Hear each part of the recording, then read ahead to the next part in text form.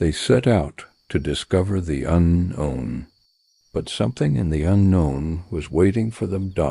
History remembers explorers as heroes. Names carved into maps. Faces printed in books. Men who stared into the void and chose to step forward anyway. But maps don't show everything. They don't show the fear. They don't show the hunger. And they definitely don't show the moment when something inside a human being breaks. Because beyond the edges of the known world, there are places where nature stops playing fair.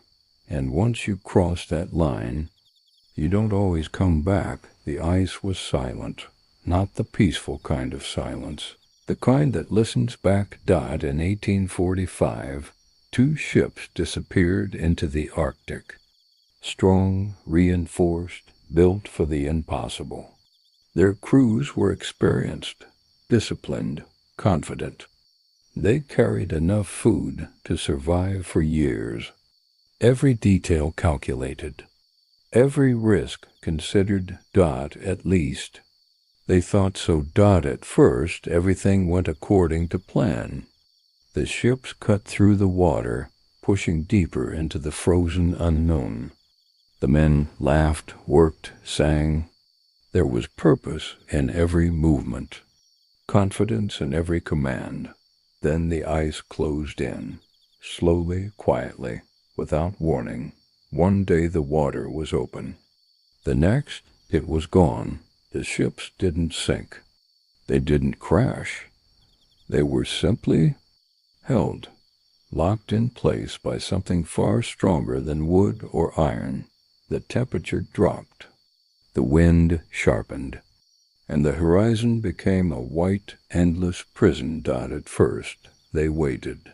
That was the plan. The ice would shift. It always did. Days would pass, maybe weeks, and then they'd be free again. But the days turned into months, and the sun disappeared. Darkness in the Arctic isn't like night anywhere else. It doesn't come and go. It stays. It wraps around you. It stretches time until it stops making sense. Men began to lose track of hours. Then days. Then themselves. The cold wasn't just outside anymore. It crept inward. Fingers went numb first. Then toes. Then faces. Skin cracked. Breath burned. Sleep became dangerous too long, and you might never wake up again. Still, they held on. Discipline remained. Orders were followed. Rations were controlled. But something subtle had already begun. The food, perfectly sealed, carefully prepared, was slowly poisoning them. They didn't know it yet. All they knew was that something felt wrong. Headaches, weakness, strange thoughts, moments of confusion that couldn't be explained. Men forgetting simple tasks, staring into nothing for too long. And then came the dreams. Vivid, disturbing, real. Some said they heard voices outside the ships. Others claimed they saw movement in the darkness, figures that vanished the moment you focused on them. No one wanted to admit it. But the isolation was doing something to them. When the ice didn't release them, they made a decision. They would leave the ships. Imagine that moment. Stepping away from the only shelter you have, into a frozen world that stretches forever in every direction. No landmarks, no guarantees, just white and silence. They packed what they could carry. Food, tools, supplies. Too much. Far too much. Because when humans are afraid, they hold on to everything. And in doing so, they slowed themselves down. The march began. At first, it felt like progress, movement, escape. Anything was better than waiting to die in place. But the Arctic doesn't reward effort. It punishes it. Each step burned energy they couldn't replace. Each breath tore at their lungs. The cold intensified with every mile, and the weight they carried became unbearable. Men started to fall behind. Then they started to fall at first. Others helped them up. Then they stopped because helping someone else meant risking your own survival. And survival changes people. The first body they found was face down in the snow. No struggle. No sign of panic. Just stillness. As if the man had simply decided to lie down and rest, and never got up again. They buried him. At least they tried to, but the ground was too hard, too frozen. So they covered him with snow and moved on. That night, no one spoke because they all understood something now. This wasn't a journey anymore. It was a countdown. The food began to run out, slowly at first. Then all at once, rations were reduced. Conversations grew shorter. Eyes avoided each other. Hunger does something different than cold. Cold numbs you. Hunger sharpens you, and then breaks you. Thoughts become obsessive. Every movement feels heavier. Every decision becomes harder, and eventually, morality starts to fade. No one knows exactly when it happened. No journal records it clearly. No witness survived to explain it, but the evidence was there. Bones, cut. Marks, broken in ways that weren't natural. At some point, they crossed a line. Not out of cruelty, not out of madness. Out of desperation. Because when the choice is between death and something unthinkable, the human mind finds a way to justify it. But even that wasn't enough. One by one, they disappeared, swallowed by the ice, erased by the cold, until there was nothing left. No survivors. No final message. No clear ending. Just fragments, clues scattered across a frozen wasteland, telling a story no one wanted to believe. And yet, that was only the beginning. Because the Arctic isn't the only place where exploration turns into nightmare. Some places don't freeze you, they consume you. Slowly. The jungle breathes. You can feel it. The moment you step inside, the air thickens. The light changes. Sounds multiply layer upon layer until silence becomes impossible. Explorers entered with confidence. Maps in hand. Weapons ready. Plans carefully drawn. But the jungle doesn't follow plans. It closes behind you. Paths disappear. Landmarks shift. The deeper you go, the less the outside world matters. And eventually, you realize you're no longer exploring it. It's studying you. At first, it's small things, a wrong turn, a misplaced step, a path that should lead somewhere, but doesn't. Then it grows. Days pass, but the scenery doesn't change. The same trees, the same sounds, the same feeling of being watched. Men begin to argue. Maps are questioned. Decisions second-guessed. Trust begins to crack, because when nothing makes sense, someone has to be blamed. Food spoils faster than expected. Water sources become unreliable. Insects swarm endlessly. Sleep becomes shallow, restless, and then come the sounds. Not animal sounds. Something else. Voices. Faint, distant, almost human. Calling names. At first, no one mentions it, because saying it out loud makes it real. But eventually, someone follows it. Just for a moment, just to check. And they don't come back. The group searches. Hours turn into days. No tracks, no signs of struggle. Just absence, like the jungle simply took him. After that, everything changes. No one walks alone. No one trusts what they hear. Every shadow becomes a threat, but fear doesn't keep you safe forever. It exhausts you, and exhaustion leads to mistakes. More disappear. Not all at once. Not dramatically. Quietly. One missing in the morning. Another gone by nightfall. Until the group is no longer a group, just fragments of people trying to survive something they don't understand. And then comes the worst realization of all: they're not lost.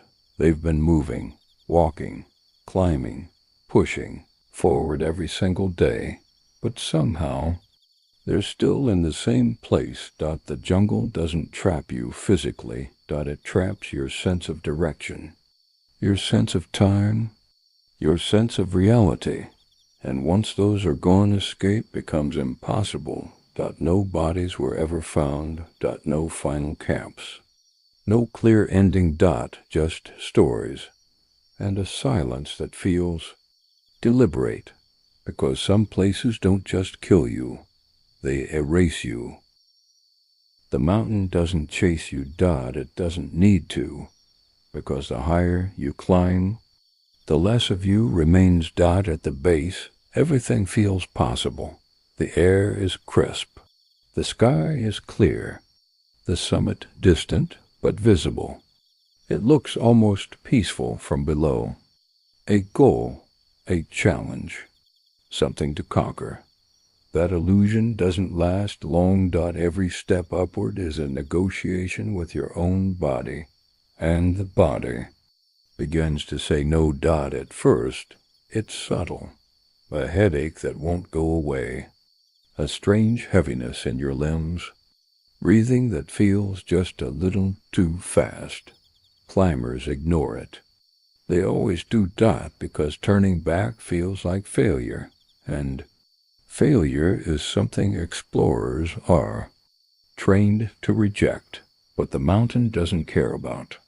Pride. The air thins. Oxygen dash, the one thing your body cannot survive without, begins to disappear. Not all at once, just enough to make thinking harder. Decisions take longer. Reactions slow. Judgment weakens. And that's when mistakes begin. One climber unclips his harness for just a moment. Another removes his gloves, thinking he'll be fine. Someone decides to push just a little further, even though their body is already shutting down. Small decisions, fatal consequences. Above a certain point, something changes. Climbers call it the death zone. Not because you die instantly. But because your body is slowly, inevitably failing. No matter how strong you are, no matter how experienced. Up there, survival is temporary. The wind howls constantly. Not like a storm, like something alive. It cuts through layers of clothing, through skin, through bone. Temperatures drop so low that exposed flesh freezes in minutes. And yet, people keep climbing, because they're close now. So close. That's when the mountain shows its truth. Some climbers stop, not because they want to, because they have to. Their bodies refuse to move. Muscles lock. Vision blurs. Thoughts become scattered, fragmented. They sit down. Just for a moment, just to rest, and they never stand up again. Their bodies remain there. Frozen. Preserved perfectly by the cold. Faces still visible. Eyes closed, or sometimes open. As if they're still watching. Other climbers pass them. They have to, because stopping means risking everything. And in that moment, something shifts inside a person. You step over someone who was alive just hours ago, and you keep going because Turning back now would mean their death was meaningless. That's what the mind tells you. Even if it's not true, some climbers report something. Stranger. Not just exhaustion, not just fear. Something else. Voices. At extreme altitude. The brain begins to fail in unpredictable ways. People hear footsteps behind them. When no one is there, they feel a presence walking beside them. A companion. Silent, unseen, but real enough to follow. Some speak to it, ask it questions. Trust it, and sometimes that presence leads them the wrong way. One climber removed his oxygen mask. He smiled, said he felt warm. Said everything was fine. Then he collapsed. Hypoxia doesn't feel like dying. It feels like relief. Like letting go. Like the mountain convincing you to stop fighting. And that's how it wins. Not with violence, but with persuasion. The summit is never the real goal. Getting down is. And that's where most fail. Because by the time you reach the top, you've already used everything you had. Your strength, your clarity, your will. What's left isn't enough. Climbers descend slower than they climbed. More tired, more confused. More vulnerable. Storms roll in without warning. Visibility drops to nothing. Landmarks vanish. And suddenly the path you took to get here no longer exists. Some wander off course by a few meters. That's all it takes. A few meters into the wrong direction, and you're gone. Others collapse just short of safety, close enough to see camp. Too far to reach it. And the mountain keeps them. Not out of cruelty, just indifference. Because up there human life means nothing. And still, people return, because something about the unknown is stronger than fear. But not all nightmares happen in the cold. Some happen in silence. The desert doesn't attack. It waits. At first, it feels simple. Endless sand. Open sky. Clear direction. No obstacles. No surprises. Just distance. But distance is enough. Days pass under a sun that never softens. Heat presses down. Constantly. Not just uncomfortable. Relentless. Water becomes everything. Every drop measured. Every sip calculated. Because once it's gone, so are you. The body reacts quickly. Sweat drains away what little you have left. Lips crack. Skin burns. Breathing becomes shallow. Energy fades. And then the mind begins to change. At first, it's small, a flicker at the edge of vision, a shape that isn't really there. Then it grows. You see water. Clear, reflective, real. A lake stretching across the horizon. You walk toward it. Faster now. Hope replacing exhaustion. But it never gets closer, because it isn't real. Mirages aren't just illusions. They're convincing. Detailed. Perfect. And when your body is desperate enough, you believe them. Explorers have chased mirages for hours, sometimes days, walking further and further away from survival. Until there's nothing left. But the desert has another trick. Sound. At night, when the temperature drops and the world goes quiet, people hear things. Footsteps. Voices. Whispers, carried by the wind. Some hear loved ones calling them. Others hear strangers. Some follow the sound, just like in the jungle. And just like in the jungle, they don't come back. Rescue teams have found footprints in the sand, perfectly clear, Easy to follow dot at first dot, then they start to shift. Turning. Slightly dot, then more dot, then tighter, until they form.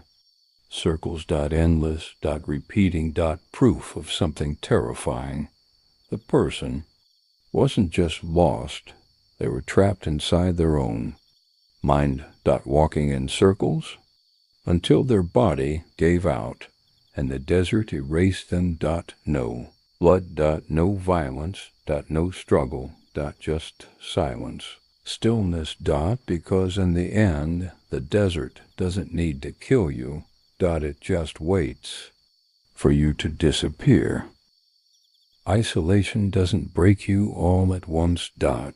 It cracks you slowly dot quietly dot so quietly. You don't even notice it happening dot at the beginning. A team is strong. There's structure, leadership, purpose.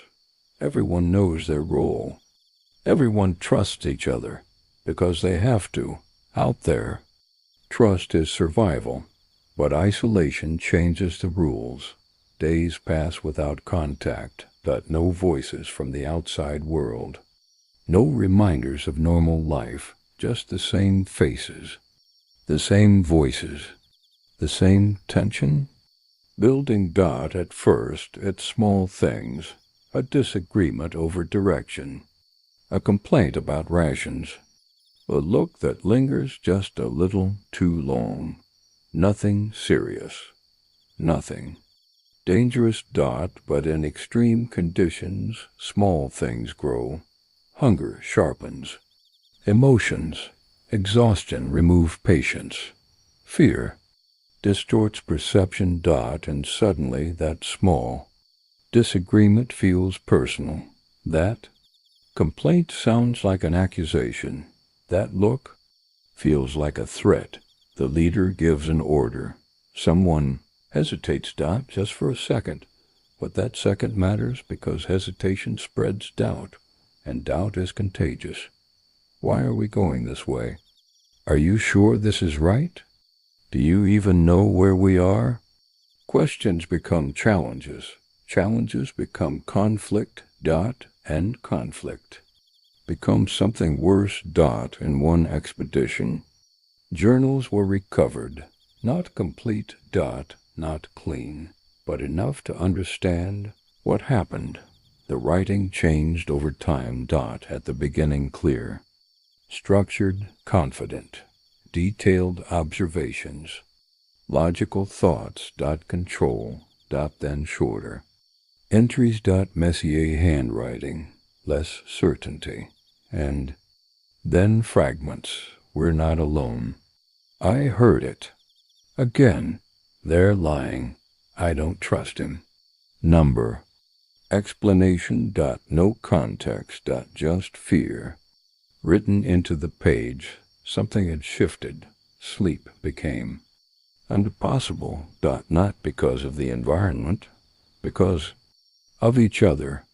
People stayed awake longer dot watching dot listening dot waiting dot because once doubt enters a group, it doesn't leave dot. One man accused another of stealing food dot. There was no proof, but proof didn't matter. Any more dot voices were raised.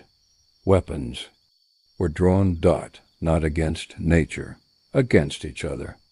In that moment, the expedition ended, not physically, but mentally, because once survival turns inward, there is no coming back dot. Trust collapses completely. People start separating dot, moving in smaller groups dot, or alone, and alone is where the mind begins to unravel. Without conversation, thoughts echo over and over.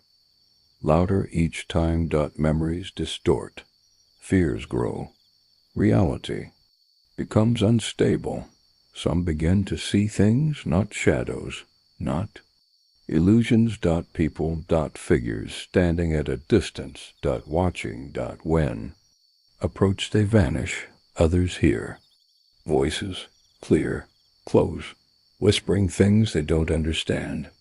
Or Worst things they do, dot. Secrets, dot. Fears, dot. Thoughts. They never spoke aloud, dot. And that's when the realization hits. The real danger isn't outside, dot. It's inside, dot. One journal ended with a single line. I don't know if it's them or me. No bodies were ever recovered from that expedition.